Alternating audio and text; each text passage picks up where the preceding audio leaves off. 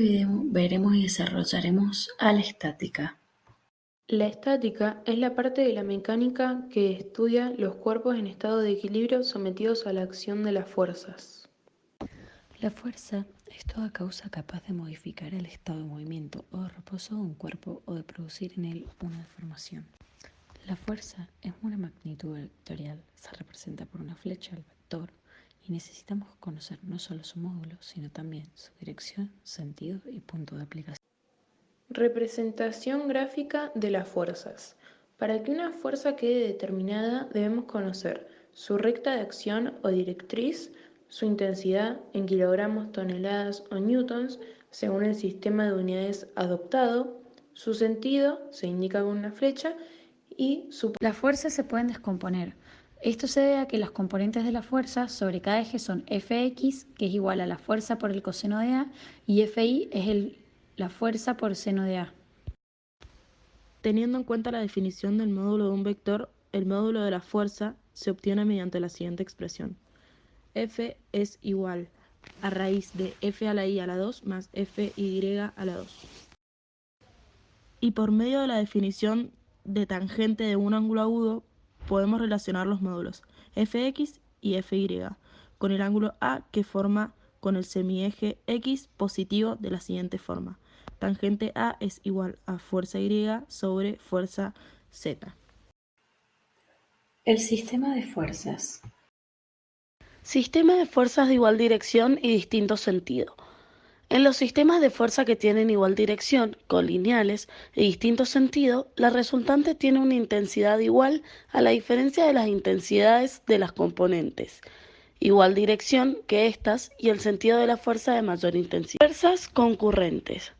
Cuando las rectas de acción de los vectores que forman un sistema pasan por un punto, las fuerzas son concurrentes. Sistema de fuerzas concurrentes de distinta dirección. Fuerzas de igual dirección y sentido.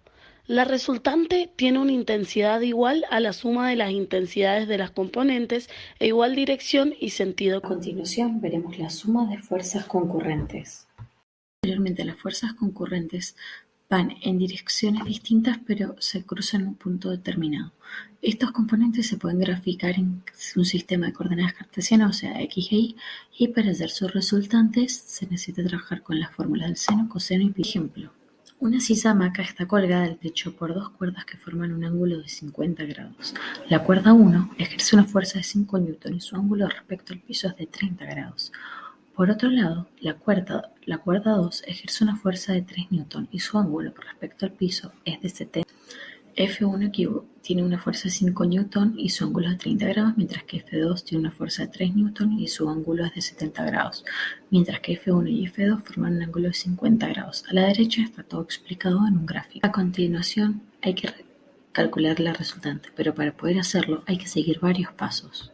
Primero hay que calcular F1, para eso hay que calcular Fx, Fi. Para Fx es F1 por coseno de alfa, mientras que F1y es F1 por seno de alfa. A continuación, con F2 se debe realizar lo mismo, o sea, F2x igual a F2 por coseno de beta y F2y es igual a F2 por seno de beta. Este es el último paso para llegar a hacer la resultante, que hay que calcular Rx, que es igual a la Fx, y después luego Ri igual a Fi. Ahora la fórmula general es Rx es igual a F1y x más F2x, y ahí comenzamos a resolver. Como en el paso anterior, ahora calculemos la resultante de y, que es igual a la de Fi, entonces Ri sería igual a F1y más F2y. Y ahí comenzamos a reemplazar todos los términos y a resolver la ecuación.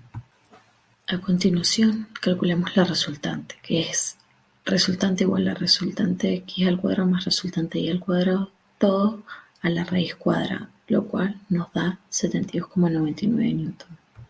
Para final calculamos el ángulo de la resultante, que es alfa la resultante igual a arco tangente resultante y sobre resultante x. Reemplazamos los valores y resolvemos.